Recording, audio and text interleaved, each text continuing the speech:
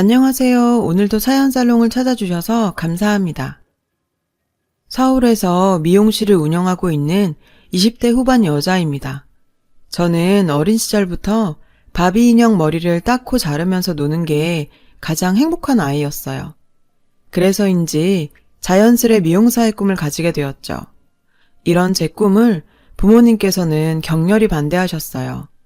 사실 할아버지부터 엄마 아빠까지 다 변호사인 집 외동딸이 뜬금없이 미용고에 진학하겠다 하니 본인들의 길을 따라 변호사가 되길 기대하셨던 부모님으로서는 기가 막힐 일이었죠. 1년간의 설득 끝에 대학은 꼭 가겠다는 부모님과의 약속을 한 후에 미용고에 진학하게 되었어요. 제가 좋아하는 미용 기술도 열심히 익혔어요. 부모님과의 약속을 지키기 위해서 입시 공부까지 하다 보니 정말 하루에 6시간 이상 자본 적이 있나 싶을 정도로 빡센 고교 생활을 보냈어요. 종합 미용 면허증과 함께 부모님들이 원하는 수준의 대학은 아니었지만 나름 서울권 명문대에 입학할 수 있었어요. 고등학교 졸업 후에 부모님께서는 그래도 대학은 조금 다녀봐야 선택의 폭이 넓어지지 않겠냐고 설득하셨어요. 그렇게 미용실 일과 학업을 병행하게 되면서 고교 시절보다도 더 바쁜 생활을 하게 되었어요. 오전에는 학교 생활, 오후에는 미용실 막내 스텝으로 밤 10시 넘게까지 일하다 보니 몸이 한계로는 부족할 지경이었죠. 이런 의미 없는 이중생활에 지친 저는 부모님께 학교 자퇴서를 내밀었습니다. 상의도 없이 자퇴를 해버린 딸이 야속했던 아버지께서는 크게 실망하셨고 부모님과 심한 갈등에 저는 집에서 나오게 되었어요. 집에서 나온 후 미용실 휴게실에서 먹고 자면서 생활했습니다. 아무리 좋아하던 일이라도 직업이 되니 정말 쉽지가 않다고 느껴졌어요. 말이 미용사지 미용실에서 막내 스텝은 거의 심부름꾼 그 자체거든요.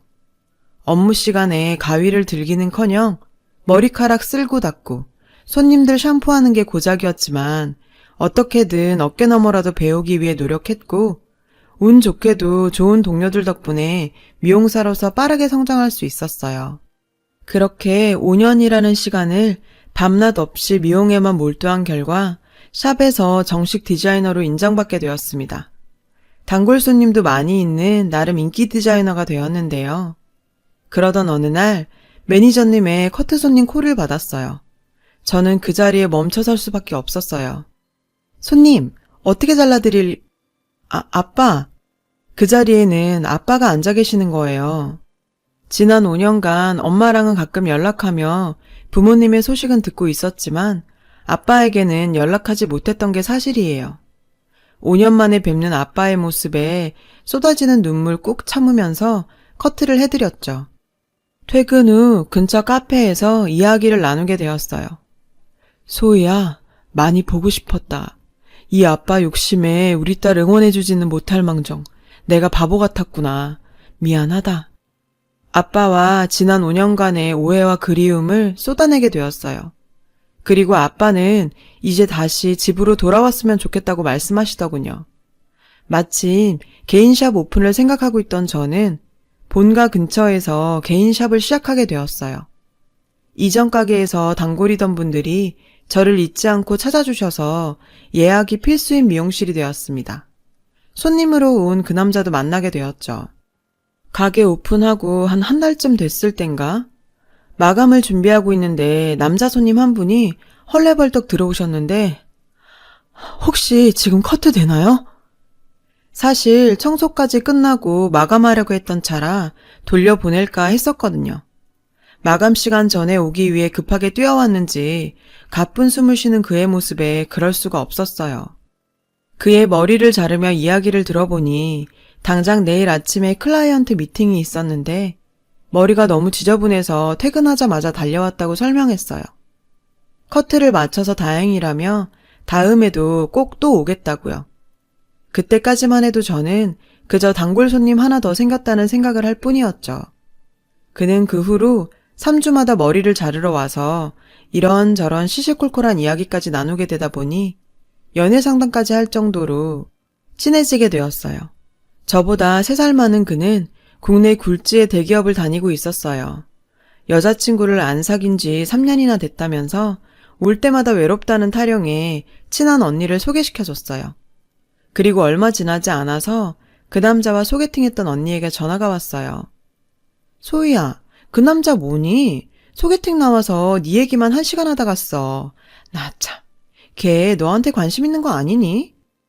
소개팅 자리에서 그 남자의 행동에 화가 몹시 난 그 언니에게 소개팅 주선자로서 면목이 없긴 했어요. 그래도 왜인지 기분이 마냥 나쁘지만은 않더라고요. 역시나 3주 뒤 머리를 자르러 온 그에게 그날 소개팅에 대해서 물어봤죠. 석진 씨, 소개팅 어땠어요? 소희 씨, 눈치가 좀 없으시네요. 그분한테 제 이야기 못 들으셨어요? 제가 이 정도면 많이 표현했다고 생각했는데. 그는 그렇게 갑작스럽게 고백을 했어요. 마음속에 저도 그걸 기다리고 있었던 건지 서로의 마음을 확인한 저희는 사귀게 되었습니다. 6개월간의 짧은 연애 끝에 결혼을 약속하게 되었어요. 정말 여기까지는 행복한 장밋빛 미래만 있을 거라고 생각했죠. 제 앞에 예비시댁이라는 어마어마한 산이 앞을 가로막을 거라고는 생각도 못한 거예요. 결혼 허락받으러 간 그의 집에는 온 집안 식구가 모여 있었어요. 첫 인상부터 심상치 않은 집안이라는 생각이 들었는데요. 네 이야기는 들었다. 미용사라고? 네가 들었는지 모르겠지만 우리 집안은 학자 집안이다. 사실 네가 내 눈에 탐탁치는 않지만 우리 석진이가 좋다고 하니 결혼은 허락하겠다만 지켜보마. 아무리 그래도 처음 보는 예비 며느리에게 학자 집안 얘기를 하다니 순간 너무 당황해서 어떤 말도 할 수 없었어요. 가시방석에 앉아있는 듯한 그 자리를 빨리 벗어나고만 싶었어요. 그래도 그때까진 예비 시모와의 관계가 걱정되기는 했지만 저희 둘만 사랑한다면 큰 문제가 되진 않을 거라 생각했어요. 결혼 준비에 박차를 가하고 있었던 어느 날 예비 시모께 전화가 왔어요. 할 말이 있다며 집으로 저를 부른 예비 시모께서는 저에게 정말 치욕적인 요구를 하시더라고요. 내가 좀 알아보니 꼭 네가 그렇다는 건 아니지만 미용사들이 좀 문란하다는 이야기가 있더라. 그래서 네 몸에 대해 몇 가지 검사를 좀 받아봐야겠다. 들으면서도 제 귀를 의심했어요.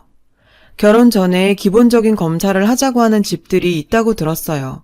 그 정도 당연히 할 수 있다고 생각했고요. 그런데 미용사들이 문란하더라. 이게 도대체 예비 며느리한테 할 소린가요? 예비 시모의 치욕적인 발언 앞에 그냥 넘어갈 수는 없었어요. 어머님, 아무리 그래도 말씀이 좀 지나치시네요. 문란이라뇨.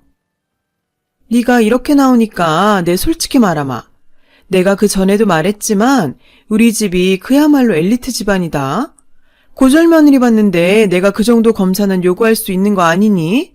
말 그대로 네가 예전에 밖에서 문란하게 놀다가 임신이라도 못하면 우리 집안 대가 끊길 수도 있지 않니? 아예 저를 문란한 여자 취급하는 예비 시모와 더는 이야기하고 싶지 않아서 집을 뛰쳐나와 버렸습니다. 남자친구한테 얘기했더니 저를 오랜 시간 설득을 하더군요.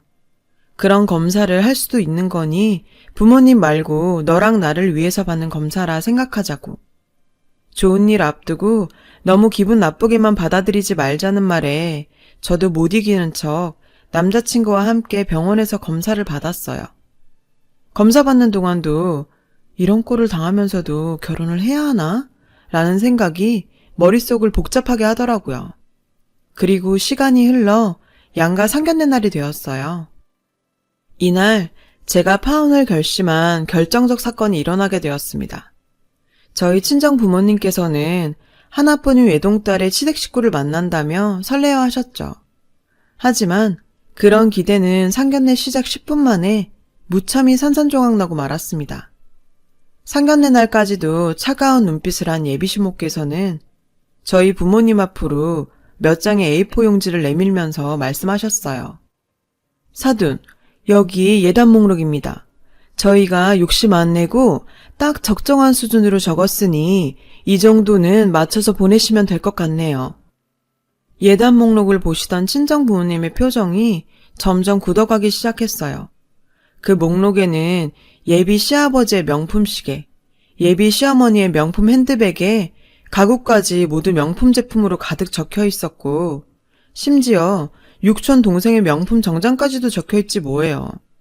무슨 재벌집 예단 목록도 아니고 살다 이런 예단 목록은 듣도 보도 못했어요.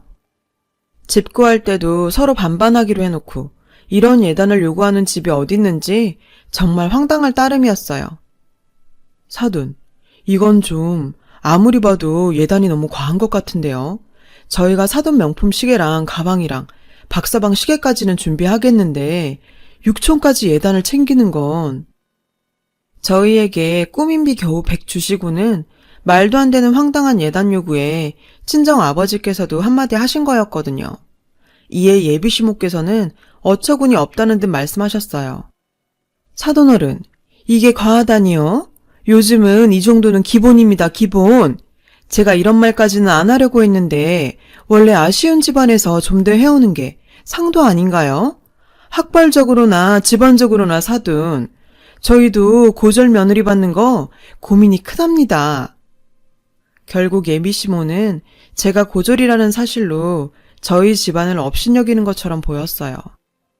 우리 석진이 H대 나와서 대기업 다니고 있고 우리 애아빠도 아직 공직에 몸담고 있어요. 제 입으로 말하기 좀 민망하지만 저희 집안이 좀 빵빵합니다. 사돈 내외가 무슨 일을 하시는지는 모르겠지만 그 정도 예단해 주시고 저희랑 사돈 맺으면 어디 가서 밑지는 장사했다는 소리 안 들으실 겁니다. 꼴 같자는 자랑을 이어가던 예비시모는 이윽고 선을 넘어버렸어요. 사돈, 내가 솔직히 말해볼게요. 소위 마리조아 미용사지. 그게 뭐 직업이나 됩니까? 고졸의 미용사에. 저희가 결혼 허락한 것만 해도 감사해야 돼요. 예단 가지고 왈가왈부할 게 아니라요. 친정 부모님의 얼굴은 금방이라도 터질 것처럼 울그락불그락 했고 내 결혼 따위 때문에 이런 여자 앞에서 내 부모들이 굴욕당하는 걸 더 이상 볼 수 없었어요. 꼴값 떠시네 정말. 제 한마디에 상견례장은 숨소리 하나하나 들릴 정도로 조용해졌고 지 부모의 꼴 같지 않은 꼴을 지켜만 보던 남자친구가 저를 막아서며 말했는데요. 소희야, 너 뭐라는 거야? 꼴값이라니. 야, 넌 입 닥쳐. 네 부모가 하는 꼴 안 보이니? 너희 집안이 뭔데? 도대체 뭐가 얼마나 잘났길래 유세를 떨어? 네가 대기업 다니는 거? 네 아빠가 공직에 있는 거? 그냥 듣고 있으니까 진짜 꼴 같잖아서. 너희가 집안 타령하고 조건 따지고 하니까 내가 말해줄게. 거기 아줌마 잘 들어봐. 우리 집 할아버지부터 변호사해서 우리 부모님 두 분 다 변호사야. 내가 공부를 못해서 미용하는 것 같니? 나 졸업은 못했지만 당신 아들보다 좋은 대학교 입학했어. 알아? 그리고 대기업?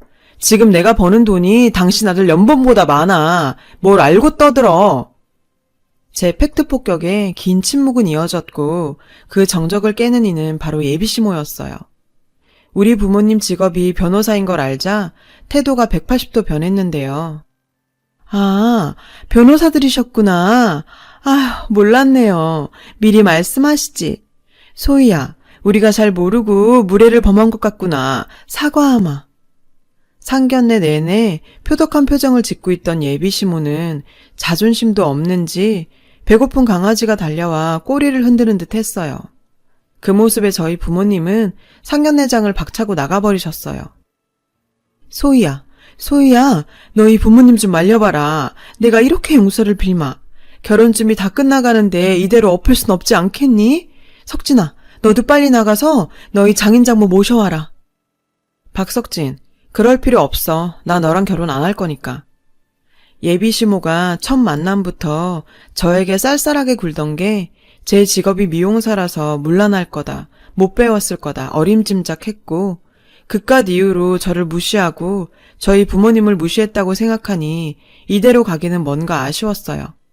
핸드백에서 서류 한 장을 꺼내 탁자 위에 올려놨어요. 혹시 검사 결과 나온 거 봤어요? 당신 그 귀한 집안 대 끊기게 생겼어요. 제 말이 무슨 말인지 이해 못하겠다는 듯 눈만 껌뻑껌뻑 거리고 있었어요. 사실 상견례 3일 전 병원에서 검진 결과 난소에 작은 물혹이 있다며 재검사 한번 받아보라며 연락이 왔고, 재검 후에 의사와의 상담에서 남자친구와 함께 받았던 건강검진의 결과를 알게 되었어요. 제 물혹은 다행히 별 문제 없었지만 남자친구는 무정자증으로 임신이 불가능한 상태였어요. 그 사실은 저에게도 충격적인 일이었고, 어떻게 하면 남자친구가 상처받지 않게 이야기해야 하나 고민 중이었는데, 이런 타이밍에 이야기할 거라고는 상상도 못했는데요. 말귀 되게 못 알아들으시네요. 당신 아들 고자라고, 고자. 순간 그 여자의 얼굴은 하얗게 질려가더라고요. 자기 집안은 대가 중요하다면서 저한테 물란하니 뭐니 하고선 산부인과 검사도 받게 하더니 제 아들이 고자라는 소식은 그 여자를 혼절하게 만들기에 충분했죠. 첫 만남부터 직업으로 사람 판단해서 무시하고 조건 따지면서 저희 부모까지 무시하곤 너네가 우리보다 딸리니 듣도 보도 못한 그런 예단을 내놓으라는 인간들에게 조금도 미안함이 들지 않고 오히려 속 시원했어요. 결혼 준비가 거의 끝나가는 상황에서 파혼한 거라 뒷수습이 여간 번거로운 게 아니었지만 그래도 겨우 제 나이 20대 후반에 저런 집안이랑 엮여가지군. 제 의지도 아닌데 평생 애도 못 낳고 살 뻔했다고 생각하니 정말 다행이다 싶었습니다. 그 집안 인간들은 자기들이 저한테 했던 짓은 생각 못하는지 아직도 미련 못 버리고 용서 빌겠다며 샵으로 찾아왔었는데 아버지께서 한 번만 더 찾아오면 고소하겠다고 으름장을 놨더니 꽁지 빠지듯 내빼더군요. 다들 하는 경험은 아니었지만 20대 후반에 뭔가 인생 공부 제대로 했다 싶습니다. 결혼이란 문제가 그리 간단치만은 않아 서로 이런 일 저런 일 다 겪게 되는 것 같은데요. 끝이 좋지 않았지만 남친의 부모님도 아들을 고이고이 키우셨겠죠. 마냥 어릴 땐 몰랐어요. 부모님의 기대가 부담스럽기만 했었거든요. 저를 이렇게 이해하고 키워주신 부모님들이 더 대단해 보이고 존경스럽네요. 저도 저희 부모님 같은 부모가 되어 잘 살고 싶습니다. 세상의 모든 부모님들 감사합니다. 여러분, 사연 댓글에 응원과 현명한 조언 부탁드려요. 좋아요와 구독은 저에게 큰 힘이 됩니다. 오늘도 좋은 일 가득하세요.